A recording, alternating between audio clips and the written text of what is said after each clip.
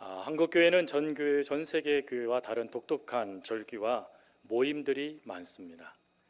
그 중에 대표적인 것이 지금 해마다 7월 첫째 주일이 되어지면 모든 한국교회가 지키고 있는 맥주 감사절입니다. 맥주 감사절은 1906년 7월부터 시작된 절기인데 1906년도에는 맥주 감사절이라고 부르지 않고 뭐라고 불렀냐면 비공식적 추수감사절이라고 불렀습니다. 추수감사절은 11월 달에 정해져 있었는데 이 7월 달에 또 다른 감사절기를 지킴을 통하여 이 당시에 이름은 정해져 있지 않았지만 감사를 드리기 위하여 절기로 삼아서 예배를 드리다가 후에 맥주감사절로 이름이 바뀌어져 오늘날까지 절기로 지켜지고 있습니다. 맥주감사절은 농경사회든 도시사회든 그 문화적 상황과 상관없이 하나님이 주신 것들을 기억하면서 감사에 집중하고자 의도적으로 그리고 선택하면서 세워진 절기가 맥주감사주일이죠. 그러니 이 맥주감사주일은 또 다른 표현으로 우리의 생존과 또 우리를 보호해 주시는 모든 것이 하나님께 달려 있으며 그리고 하나님께서는 당신의 백성들을 먹이시고 돌보시는 그 은혜가 크다라는 것을 인정하고 그리고 그 놀라우신 하나님의 그 역사를 되새겨 가면서 또다시 감사를 회복하는 삶을 살아가기 위하여 맥주감사절을 지키고 있는 것입니다. 그럼 사랑하는 성도 여러분, 이 맥주감사절을 통하여 하나님께서는 우리가 어떠한 감사를 되새기고 감사의 삶을 살아가기를 원하실까요? 특별히 오늘 본문은 분명히 우리들에게 이렇게 말합니다. 여호와께 감사하라라고 말이죠. 즉 우리를 구원하시고 우리를 하나님의 자녀 삼아 주시고 또 우리가 살아갈 힘과 능력을 주시는 그 하나님께 우리가 해야 될 가장 중요한 신앙의 자세는 감사라는 것입니다. 그리고 이렇게 감사하라라는 명령에 성도들은 뭐라고 화답합니까?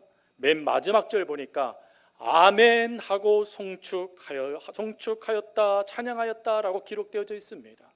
찬양하다라는 이 단어의 뜻이 감사가 포함되어 있으니 아멘 저희가 감사하는 삶을 살겠습니다라고 온 이스라엘 백성들이 하나님께 서원한 것이 바로 본문의 내용입니다. 그럼 이렇게 우리의 삶에 하나님께서 되새겨라라고 말씀하시면서 감사를 우리가 발견하길 원하신다라면 어떠한 감사를 우리가 발견하여 아멘 하나님 정말 감사합니다 라는 감사의 삶이 되게 하시는 것일까요? 여기에는 두 가지 큰 하나님의 감사가 있습니다. 첫 번째, 하나님께서 우리들에게 허락하시는 감사는 하나님의 관점으로 과거를 해석하게 하는 감사입니다. 여러분 신명기서는 출애굽한 제2세대들 이미 1세대들은 광야에서 다 사라지게 되고 2세대들이 주축이 되어져서 요단강 앞까지 오게 되어집니다. 그런데 그때에 하나님은 출애굽한 2세대들이 하나님의 언약 백성으로 바르게 서기를 원하셨습니다. 그래서 그들에게 다시 하나님의 말씀을 가르치다 하는 것이 바로 신명기입니다. 이 신명기서의 핵심이 되는 구절이 있는데 그 구절은 신명기 8장 2절 말씀이에요. 우리 신명기 8장 2절 말씀 화면을 보면서 같이 봉독하겠습니다. 내 하나님 여호와께서 이 40년 동안에 내게 광야 길을 걷게 하신 것을 기억하라. 이는 너를 낮추시며 너를 시험하사 내 마음이 어떠한지 그 명령을 지키는지 지키지 않는지 알려 하심이라. 아멘. 신명기서의 말씀의 핵심은 바로 8장 2절에 나와 있는 기억하다라는 말씀이에요. 신명기서는 분명히 그 말씀이 주어진 이유가 출애굽한 2세대들이 가나안 땅을 목전에 두었다라고 말씀을 드렸죠. 가나안 땅을 목전에 두었으니 하나님께서 자 이제 과거는 다 잊어버리고 내가 너희들에게 약속한 땅을 향하여 나아가라. 그 땅을 차지해라, 미래를 바라보고 살아가라 라는 말씀을 주신 것이 아니라 그 말씀은 전혀 기록되어져 있지 않고 신명기서에서는 기억해라, 기억해라, 기억해라 라는 말씀이 중심이 되어 기록되어져 있다라는 것입니다. 그럼 여러분, 이들이 기억하라 라고 말씀하시는, 하나님께서 말씀하시는 기억해야 될 그 과거는 그러면 어떤 것이었습니까? 성경은 그들을 광야 40년이라는 말씀을 하세요. 즉 그들이 기억해야 될 과거는 광야의 40년의 삶이었다는 것입니다. 여러분, 광야 그러면 딱 떠오르는 게 있죠. 황량하고 척박하고 고통스럽고 힘들어서 도무지 사람이 살 수 없는 것, 그것이 광야입니다. 그런데 하나님은 그 과거의 광야의 삶을 기억하라라는 거예요. 그 힘들고 차라리 모래에 묻어버리고 싶은 그 광야를 하나님은 기억하라라고 말씀하신 것입니다. 더군다나 이 광야는 기억하고 싶지 않은 곳이었어요. 왜 그렇지요? 출애굽한 1세대들, 즉 2세대들의 부모들이 다 광야에 묻힌 장소이기 때문에 그렇습니다. 근데 그 묻혔는데 어디에 묻힌지도 알지 못해요. 그러니 슬픔을 상징하는 장소, 그리고 고통을 상징하는 장소가 광야였습니다. 더군다나 광야는 이스라엘 백성들에게 있어서는 저주와 불순종의 장소였습니다.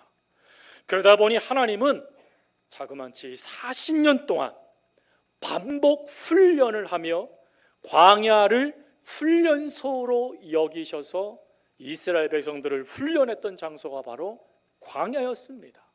군대를 다녀오신 성도님들은 아시겠지만 훈련소 그러면 벌써부터 싫습니다. 끊임없이 나라는 존재는 사라져버리고 그냥 국가에 충성하기 위하여 훈련받으며 철저하게 복종하는 장소가 바로 이 훈련소이기 때문에 그렇죠.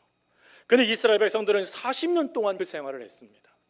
40년 동안 자신들의 잘못된 선택 때문에 훈련소에 입소하여 훈련소를 수료하지도 못했어요. 그러니 과거는 이들에게 있어서 힘듦의 상징, 고통의 상징, 또 따지고 보면 억압의 상징이 됐던 곳이었습니다. 그런데 그것을 기억하라니요, 오히려 잊어라, 이제는 저 가난을 바라보고 나아갈 때니 과거는 다 잊어버리고 나만 바라보고 가자, 이게 더 맞지 않겠습니까? 그런데 하나님은 그러시지 아니하시고 그 광야를 기억하라라고 말씀하시는 거예요. 광야의 그 40년을 기억하면서 그리고 나의 말을 순종하라라고 하나님 말씀하신 것입니다. 그럼 여러분, 왜 잊지 말고 기억하라라고 하나님이 이렇게 몇 번이나 반복하여 신명기서에서 이스라엘 백성들에게 모세를 통하여 말씀하신 것입니까? 여기에는 바로 이 기억함에 주어져 있는 하나님의 은혜가 있기 때문입니다. 그 은혜는 총 3가지의 은혜입니다. 첫 번째 은혜는 과거의 나의 삶 속에 하나님께서 허락하신 은혜를 발견할 수 있는 장소가 과거 광야의 자리이기 때문에 그렇습니다. 즉 광야는 척박한 곳입니다. 모든 것이 부족한 황량한 곳이지요. 근데 그런 곳에서 이스라엘 백성들이 40년 동안의 삶이 보장됐다라는 것입니다. 즉 40년 동안 그들을 누가 책임져 주셨느냐, 그들의 생명을 누가 보장해 주셨느냐, 그들과 누가 함께 하셨느냐를 발견할 수 있는 장소가 광야였다라는 것이에요. 그래서 신명기 8장 3절 4절에 이렇게 하나님은 말씀하세요. 너를 낮추시며 너를 줄이게 하시며 또 너도 알지 못하며 내 성들도 알지 못하던 만나를 내게 먹이신 것은 사람이 떡으로만 사는 것이 아니요 여호와의 입에서 나오는 모든 말씀으로 사는 줄을 네가 알게 하려 하심이니라. 하나님의 말씀으로 사는 것을 알게 하시기 위하여 그들을 하나님이 훈련소로 입소시켰던 것이었습니다. 그것을 알 수 있도록, 깨달을 수 있도록, 하나님 은혜였습니다, 발견할 수 있도록 하나님은 그들이 속해져 있던 과거의 삶을 기억하라라고 말씀하신 것이에요. 그리고 두 번째, 하나님이 과거를 되돌아보라고 말씀하신 이유는 과거를 되돌아보며 왜 실패했는지 너희들의 모습을 되돌아보아라 말씀하신 거예요. 성도 여러분, 이스라엘 백성들은 한결같이요 이 광야 40년의 삶을 살아가면서 어떤 삶을 살아가는 줄 아십니까? 신명기 9장 6절 7절 말씀해 보니까 이렇게 기록되어져 있어요. 그러므로 내가 할 것은 내 하나님 여호와께서 내게 이 아름다운 땅을 기업으로 주신 것이 네 공의로 말미암음이 아니니라. 너는 목이 곧은 백성이라. 너는 광야에서 내 하나님 여호와를 경노하게 하던 일을 잊지 말고 기억하라. 네가 애굽 땅에서 나오던 날부터 이곳에 이르기까지 늘 여호와를 거역하였으되. 이스라엘 백성들이 무엇인가 잘하여져서 훈련소 40년의 생활을 잘 견디어내서 훈련을 잘 받아서 그들이 가나안 땅에 들어간 것이 아니었다라는 것입니다. 그들은 한결같이 하나님을 거역했대요. 한결같이 하나님을 부정합니다. 하나님을 원망합니다. 하나님을 향하여 목이 곧은 백성이 되어져서 늘 하나님의 마음을 아프게 했던 자들이었다는 거예요. 근데 그런 삶을 살아가는 그들을 누가 가나안 땅으로 이끄셨다고요? 하나님께서 이끄셨다라는 거예요. 즉 그들의 공로와 그들의 힘, 그들의 능력과 그들의 역사로 하나님의 은혜를 받을 수 있었던 것이 아니라 그러한 모습일지라도 하나님이 긍휼히 여기셔서 그들을 이끌어 주셨다라는 것입니다. 그 이끄심의 역사를 하나님이 그들에게 이야기해 주시면서 말씀해 주시는 거예요. 또다시 목이 곧지 말아라. 또다시 너의 힘으로 이 모든 것을 이루었다라고 착각하지 말아라. 너희들이 이곳에 오게 된 것은 바로 내가 너희들을 그럼에도 불구하고 사랑했기 때문이다 라고 하시는 그 은혜를 기억하게 하기 위해서, 발견하여 더 이상 교만히 하나님의 말씀을 어겨버리는 삶이 아닌 언약 백성의 삶을 살아가게 하기 위하여 하나님은 과거를 기억해라 말씀하신 것입니다.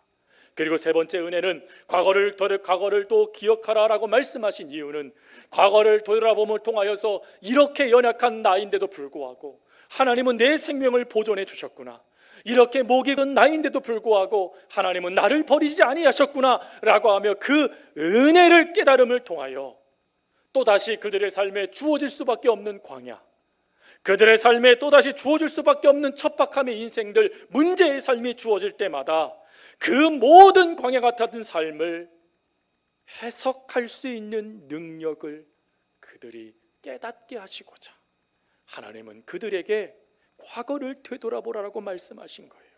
여러분, 그것을 되돌아보며 내 삶을 해석할 수 있는 이것을 감사의 능력이 세워지다라고 이야기합니다. 감사의 능력이 세워지다라는 이 의미는 주어진 조건이 아니라 하나님의 관점에서 과거를 재해석하여 현재를 살아가는 능력을 말하는 것입니다. 즉 과거의 내 삶 속에 하나님이 어떻게 내 삶을 이끄셨는가, 과거의 내 삶 속에 하나님이 어떻게 나를 보호해 주셨는가, 과거의 내 삶 속에 하나님이 내 삶을 어떻게 책임져 주셨는가 하는 그것들을 발견하고, 또 발견한 것은 끝나지 않고 그것을 감사라는 걸 가지고 재해석해내는 거예요. 하나님 감사합니다. 되돌아보니 이 모든 것이 하나님의 은혜였습니다. 하나님, 내가 한 것은 아무것도 없는데 하나님이 이렇게 저에게 이 같은 역사를 도와주셨군요, 감사합니다 라고 하며 그 감사의 능력을 회복하고, 그리고 회복한 감사의 능력을 가지고 지금 겪고 있는 광야를 대면하라는 것입니다. 그럼 여러분, 결국 그 자리에서도 하나님은 무엇이 되게 하실까요? 감사가 되게 하신다는 거예요. 즉 비록 내 인생이 지금 광야와 같이 문제가 가득한 삶이라 할지라도 과거에도 내 삶을 이끄셨던 하나님, 과거에도 내 삶을 보장했었던 하나님은 지금도 내 삶을 보장하시며 이끌어 주신다 하는 것입니다. 그것을 믿을 수 있는 믿음이 과거를 되돌아봄을 통하여 세워질 수 있기에 하나님은 과거를 기억해라, 과거의 너의 삶 속을 함께 하셨던 하나님을 기억하라 말씀하신 거예요. 성도 여러분, 이 말씀을 그대로 삶에 적용한 인물이 있습니다. 바로 아브라함이지요.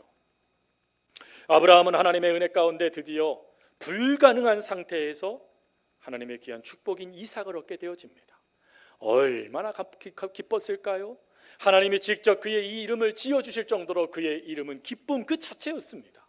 그 창세기 22장에 가보니까 절망으로 그 기쁨이 바뀌는 사건이 발생되어져요. 그것은 하나님께서 그 이삭을 모리아 산으로 데리고 가서 번제로 바쳐라 명령을 하신 거예요. 여러분, 만약에 이 명령이 저와 여러분들에게 주었다고 생각해 보십시오. 모리아의 못자만 들어도 아주 그냥 짜증이 나실 거예요. 하나님 기쁨을 주시더니 이러려고 하셨어요? 에이, 나 하나님 안 믿을래요 하는 게 보통 우리들의 반응이지 않습니까?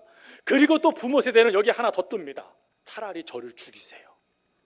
내 아들은 안 됩니다. 내 딸은 안 돼요, 하나님. 그게 부모의 마음이잖아요. 그런데 모세가 어떡합니까? 하나님의 말씀이 주어지자마자 즉시 아들과 종을 이끌고 모리아산으로 출발합니다. 즉 많은 우리 부모 세대들, 우리들에게 있어서는 그 말은 저주와 같은 말인데 모세는 그것을 저주로 받아들이지 않았다라는 거예요. 그리고 심지어 창세기 22장 6절 말씀에 가보니까 그는 이렇게 말을 합니다.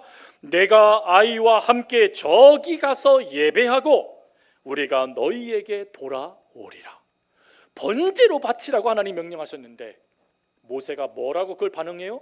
예배하기 위해서 부르신 거고 다시 돌아오게 하는 은혜라고 이야기하는 거예요. 아니 어떻게 모세에게, 아브라함에게 이와 같은 역사들이 이루어졌습니까? 도대체 아브라함에게 어떤 은혜가 주어졌길래 아브라함이 이와 같이 반응할 수 있었던 것이었지요? 그것은요, 자신의 과거를 되돌아보니까 하나님께서 하셨던 역사가 믿어지기 시작하는 거예요. 나같이 부족한 인생, 하나님의 말씀을 내 마음대로 바꿔버리는 인생, 늘 두려움 가운데 하나님의 말씀에 불순종했던 인생이었던 나를 하나님이 끝까지 붙잡으셨던 거예요. 버리지 아니하시고 심지어 실수하는 그것도 하나님이 붙잡으셔서 복이 되게 만드셨던 거예요. 그 복이 되신 하나님의 은혜를 발견하게 되니까 그의 믿음의 관점이 달라진 거예요. 믿음의 관점이 달라지니까 그 모리아 산에서 바치라고 명령하신 하나님의 말씀을 믿음으로 재해석하게 된 것입니다. 이것은 바치라고 하는 것이 아니라 예배하라고 나를 부르신 거구나. 하나님의 은혜를 경험하라고 나를 부르신 거구나. 그러면 가야지 하고 아브라함이 갈 수 있게 되어졌다라는 거예요. 여러분, 이렇게 아브라함이 믿음으로 나아가는 모습을요, 토미 테니 목사님은 하나님의 관점이라는 책에서 이렇게 정의를 했습니다. 하나님은 나에게 주어진 삶을 올려다 보게 하신 것이 아니라 내려다 보게 해 주신 것이다. 이게 무슨 말이냐면 설명을 이렇게 하셨어요. 하나님께서는 하나님께서 운전하시는 항공기에 우리를 태우셨다라는 거예요. 그리고 높이 하늘로 올라와서 하나님의 관점을 가지고 이 세상을 바라볼 수 있도록 기회를 주셨다라는 거예요. 여러분, 우리가 제주도에서 육지로 나가게 되어지면 우리가 배 아니면 항공기를 타죠. 그럼 여러분, 항공기에 타셔서 우리가 창문을 열고 밖을 내다보고 뭐라고 말합니까? 와, 하나님 은혜입니다 라고 고백하지 않으십니까? 할렐루야. 네, 고백할 수 있길 바랍니다.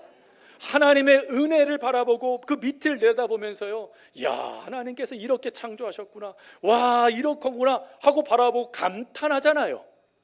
그걸 말하는 거예요. 우리의 눈으로 문제를 바라보면 문제가 커요. 근데 하나님 안에서 문제를 바라보면 아주 작고 보이지도 않는, 하나님이 바람 한번 휘 불면 후 사라져버리는 역사밖에 되지 않도록 하나님의 눈으로 내려보도록 만드셨다라는 것이에요. 여러분, 하나님의 눈으로 내려보게 되어지니 문제가 아닌 거예요. 오히려 그것도 복이 되는 것입니다. 그러니 아브라함은 그 은혜 가운데 하나님을 향한 믿음을 가지고 과거를 재해석하며 현재를 살아갈 수 있는 능력을 갖추게 된 것이었습니다. 성도 여러분들은 어떠십니까? 하나님을 향한 하나님 주신 그 관점을 가지고 여러분들의 삶을 재해석하고 계십니까? 아니면 여러분들의 눈으로 과거를 재해석하고 계십니까? 하나님은 오늘 맥주감사절을 통하여서 우리가 하나님의 관점을 가지고 그 과거를 재해석하여 감사로 오늘 이 땅의 삶을 살아가길 원하십니다. 그리고 그 삶을 살아갈 때 하나님은 신명기 8장 16절 말씀을 통해서 이렇게 말씀을 하세요. 내 조상들도 알지 못하던 만나를 광야에서 내가 먹이셨나니 이는 다 너를 낮추시며 너를 시험하사 마침내 내게 복을 주려 하심이라. 하나님의 관점으로 모든 걸 보게 될 때, 그렇군요 하나님, 이것은 저주가 아니라 복 주시기 위한 하나님의 은혜였군요. 깨닫게 된다라는 거예요. 또한 전도서 3장 13절은 이렇게 고백을 합니다. 사람이 먹을 수 있고 마실 수 있고 하는 일에 만족을 누릴 수 있다라면 이것이야말로 하나님이 주신 은총이다.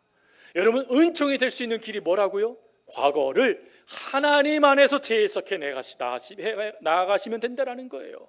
하나님 안에서 그 문제를 바라보고 하나님 안에서 내 삶을 되돌아보고 하나님 안에서 오늘 삶을 살아가기 시작하면 은혜이군요, 깨닫게 되어질 수 있다라는 것입니다. 그러니 오늘 이 맥주 감사절에 사랑하는 성도 여러분, 다시금 과거를 되돌아보며 하나님 안에서 과거의 삶을 재해석하십시오.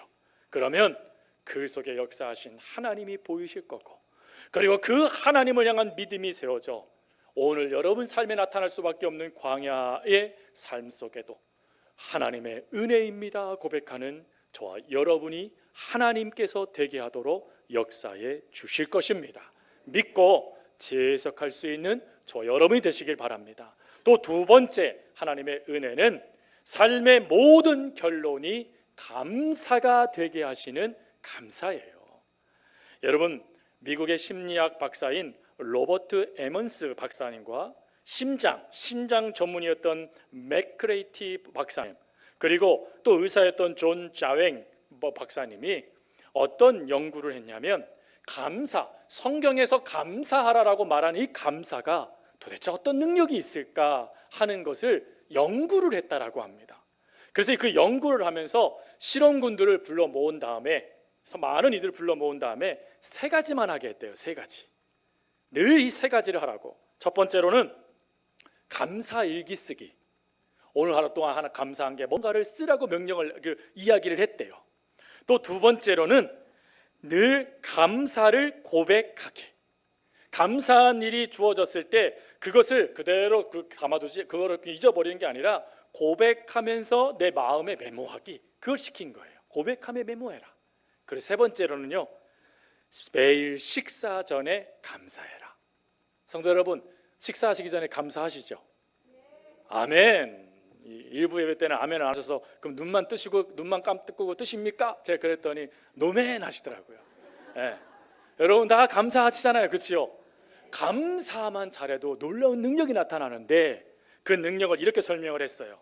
감사하는 마음이 정신적 뿐만 아니라 신체적으로 탁월한 건강 증진 효과를 가져오며, 참가자들이 실험이 진행될수록 정신적으로 안정될 뿐만 아니라 실제로 신체 반응에도 변화를 보여 스트레스가 적어지고 심혈관계와 소화기관들이 기능이 향상되는 역사가 나타났다. 그러면서 이분이 이런 결론을 냅니다. 감사는 우리의 삶에 유익하다. 감사가 우리의 삶에 뭐가 돼요? 유익하대요, 여러분. 그러면 이 유익한 이 감사를 여러분 늘 고백하고 계십니까? 아멘. 여러분, 사도 바울은 에베소서 5장 20절에 이런 고백을 해요. 범사에 우리 주 예수 그리스도의 이름으로 항상 아버지 하나님께 감사하며. 여러분, 여기에서 우리가 주목해야 될 게 뭐냐면 범사와 항상이라는 단어예요. 이 범사라는 이 단어는 어떤 단어이죠? 말 그대로 모든 것이죠. 즉 기쁠 때나 슬플 때나 즐거울 때나 괴로울 때나 어떠한 상황이 주어져도 뭐 하라고요? 감사하라는 거예요. 또 항상이라는 이 단어는 어떤 단어냐면 어떠한 상황에도 변함없이라는 단어예요. 여러분, 내 몸이 너무 아파요. 다른 성도들은 건강하게 신앙생활 하는데 내 몸에 병이 들었어요. 그럼 여러분 이때 감사할 수 있으시겠습니까? 네, 이때 사도 바울은 말을 하는 거예요. 감사해라 라고 말이죠. 근데 여러분, 여기서 기억하실 것이 하나가 있어요. 그게 뭐냐면 이 감사하라는 이 권면은 여러분들이 슬퍼할 시간, 여러분들의 그 아픈 통증을 느끼지 못하도록 강제로 도구가 되게 하라는 말씀이 아니에요. 이 말씀은, 만약에 이 말씀을 여러분들이 통증도 있고 슬픔도 있고 괴로움도 있는데 그거 다 무시하고 감사하라고 말하면 어찌 보면 이 감사는 자칫 잘못하면 위선이 될 수 있습니다. 그럼 사도 바울이 말하는 감사해라, 항상 어떠한 순간에도 감사라는 이 말씀의 의미의 뜻은 무엇일까요? 이 의미의 뜻은 하나님께서 여러분들을 책임지시고 치유하신다는 뜻이에요. 즉 그러한 아픔들, 그러한 슬픔들, 그러한 괴로움들이 있을 때 하나님이 여러분 가운데 찾아가셔서 여러분들의 삶을 만지시고 치유해 주신다라는 거예요. 그리고 그 모든 것들을 경험하다 보는 순간, 어느 순간 여러분들이 무엇을 깨닫고 되냐면, 아, 하나님이 나를 사랑하시는구나, 하나님이 내 삶을 하나님이 이렇게 붙잡아주고 계시는구나 깨닫게 되어졌을 때 즉시 여러분들의 인생을 감사의 인생으로 결론되도록 선언해라 라는 뜻이에요. 하나님, 내 삶은 과거에는 눈물이었어요. 하나님, 우울함이었습니다. 슬픔이었습니다. 괴로움이었습니다. 덧없음이었습니다. 그런데 그런 인생을 제 하나님께서 저를 붙잡아 주시고 저의 삶을 가입해 주시고 끊임없이 위로해 주시고 토닥여 주시고 세워 주셔서 그 하나님의 은혜 안에서 제가 살아갈 수 있었네요. 하나님, 그러니 내 삶은 그런 슬픔의 삶이 내 삶의 결론이 아니에요. 제 삶은 하나님의 은혜 안에 살아가는 감사가 제 삶입니다, 결론입니다 하고 고백하며 하나님께서 여러분들에게 허락하신 그 은혜가 결론이 감사가 되도록 하나님을 놓치지 말아라 라고 말씀하시는 거예요. 성도 여러분, 우리가 우리의 인생이 이 감사가 결론이 되지 못했을 때 우리의 인생은요, 마치 전도서 1장 2절 3절의 모습이 우리의 인생이 될 수 있어요. 전도자가 이르되 헛되고 헛되며 헛되고 헛되니 모든 것이 헛되도다. 여러분, 이 헛되다라는 이 단어는 히브리어로 헤벨이라는 단어죠. 이 헤벨이라는 이 단어는 어떤 의미를 갖고 있냐면 바람, 수증기, 연기, 안개라는 의미를 갖고 있어요. 즉 우리의 삶 속에 하나님이 끊임없이 역사하고 있음에도 불구하고 우리가 모든 삶에 하나님의 그 은혜를 놓치고 감사로 결론을 내리지 못하면 하나님의 역사가 주어졌음에도 불구하고 우리는 우리의 인생을 허무하다 느끼며 수증기처럼 사라진다 여겨질 수 있다라는 것입니다. 그러나 만약 여러분들이 비록 여러분들의 삶에 힘듦이 찾아왔고 여러분 삶에 정말 눈물이 찾아오고 헛되다라고 말할 수밖에 없는 그런 연약함들이 주어진다 할지라도 하나님께서 여러분들의 삶에 개입하셔서 여러분들의 삶 속에 점점점 그 삶이 나아질 수 있도록 여러분들의 그 믿음으로 여러분들이 반응할 수 있도록 도와주셨음을 여러분들이 깨닫고 감사하게 되어지면 그 순간 허무, 헛됨 그리고 수증기와 같은 삶이 여러분들에게 선물이 될 수 있다는 거예요. 아, 하나님은 나에게 이런 선물을 허락하여 주셨군요. 하나님 나에게 이와 같은 즐거움을 허락하여 주셨던 것이군요 라고 깨달으며 감사로 여러분들의 인생을 정의할 수 있게 되어진다는 것입니다. 이것을요 워렌 위어스비 목사님이 쓰신 책 만족하여라라는 이 책에서는 또 이렇게 설명을 합니다. 삶은 어려움과 당황스러움으로 가득 차 있다. 그리고 삶에는 아무도 이해할 수 없고 통제할 수 없는 많은 일들이 있다. 인간의 견지에서 볼 때 모든 것이 헛되고 어리석다. 그러나 삶은 하나님께서 우리에게 주신 선물이다. 그분은 우리가 삶을 누리길 원하며 그분의 영광을 위해 삶을 사용하기를 원하신다. 하나님은 우리의 삶이요 도무지 이해되지 않아도 우리의 삶이 선물이 되도록 역사해 주신답니다. 우리의 삶이 하나님 안에서 영광이 되도록 하나님께서 우리의 삶을 사용해 주신다는 것입니다. 즉요 저와 여러분들의 삶이 수증기와 같다, 안개와 같다 라고 말할 수밖에 없는 허무함이 찾아와도 하나님은 여러분들의 인생을 허무함이 되지 않도록 여러분들의 인생이 수증기처럼 사라져 버리지 아니하도록 여러분들의 인생이 선물이 되도록 역사해 주신다라는 것입니다. 그럼 여러분 그 역사되어짐이 저와 여러분의 인생의 결론이지 않겠습니까? 그래서 하나님은 모든 결론이 감사가 되도록 우리를 책임지시고 이끄신다라는 것입니다. 여러분 이것을 경험한 스펄전 목사님의 예가 있습니다. 스펄전 목사님이요 고기를 좋아하셨대요. 고기. 그래서 고기를 얼마나 많이 드셨던지 그만 통풍이 찾아왔답니다. 그것도 40세에 통풍이 찾아왔으니 얼마나 고통스럽겠습니까? 그래서 고통 때문에 제대로 걷지도 못하시고 집에서 요양하실 수밖에 없었는데 어느 날 성도가 목사님을 위로하고자 방문을 하게 됐습니다. 그리고 방문에서는 이런저런 얘기를 나누다가 이 성도가 이렇게 이야기했대요. 목사님, 통풍으로 몹시 아프고 힘든 순간 감사하세요? 라고 물었대요. 제가 병원에 누워있는데 여러분들이 저에게 목사님 그 병 때문에 힘든데 감사하시죠? 라고 말하면 왜 오셨어요? 라고 말할 수 있지 않겠습니까? 근데 목사님이 이렇게 얘기했대요. 아유, 이 통풍이 다 나으면 제가 하나님께 감사할 수 있을 것 같아요. 이렇게 얘기하셨대요. 그랬더니 이 성도님이요, 무게 있는 조용한 말로 이렇게 얘기했답니다. 목사님, 지금 몸이 아플 때 하나님 앞에 감사할 수 있어야 하겠습니다. 오히려 그 아픈 것을 두고 하나님께 감사하세요. 범사에 하나님께서 감사하라고 말씀하지 않으셨습니까? 그러니 감사하면 하나님께서 목사님을 붙잡아 주실 겁니다 라고 이야기했대요. 근데 여러분, 이 이야기를 스펄전 목사님의 일화를 보니까 뭐라고 이야기하시냐면, 나는 성도의 그 말을 하나님의 말씀이라 믿었다. 성도가 한 그 말을 하나님께서 나에게 하신 말씀으로 받아들였다라는 거예요. 스펄전, 네가 나를 믿는다라면서 어떻게 이럴 수 있니? 라는 하나님의 책망처럼 받아들였대요. 그래서 그는 즉시 그 성도와 헤어지자마자 자신의 기도방으로 들어가 회개 기도를 드리기 시작했대요. 하나님, 제가 감사해야 되는데 하나님, 이 병이 뭐라고 이 병보다 하나님이 못한 존재로 여겨버렸고, 이 병이 뭐라고 이 병 그 문제를 해결하실 하나님을 의지하지도 못한 채 감사를 늦추고 있었던 저를 용서해 주세요. 그리고는 그가 더 이상 고통이 아닌 내 삶을 이끄시는 하나님이 계신다라는 믿음을 가지고 그는 그때부터 작은 것 하나부터 감사를 고백하기 시작했답니다. 그래서 여러분, 그때 나타난 고백 중에 우리가 잘 알고 있는 내용이 있잖아요. 촛불을 두고 감사하면 전깃불을 주시고, 그게 바로 이때 고백된 내용이라고 합니다. 전깃불을 두고 감사하면 달빛을 주시고, 달빛을 두고 감사하는 자는 태양빛을 주시고, 태양빛을 두고 감사하는 자는 촛불도 전깃불도 달빛도 태양빛도 필요 없는 영원한 천국을 선물로 주신다. 지금 감사할 때 하나님은 그 감사하는 인생이 또 다른 감사의 인생이 되도록 마침표를 찍어주신다라는 것입니다.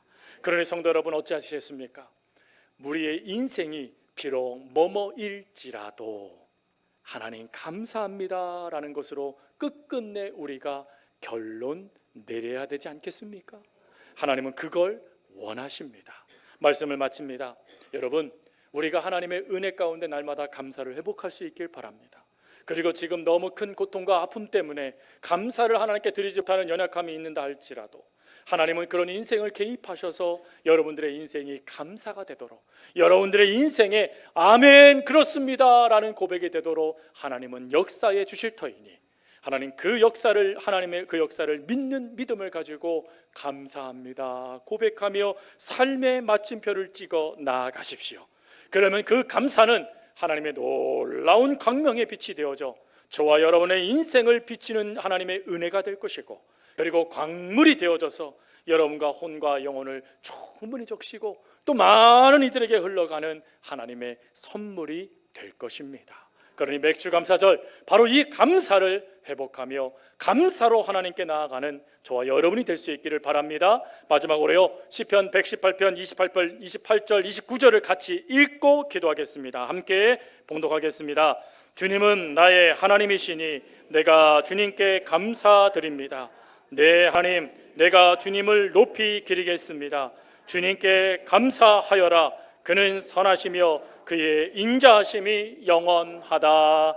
아멘.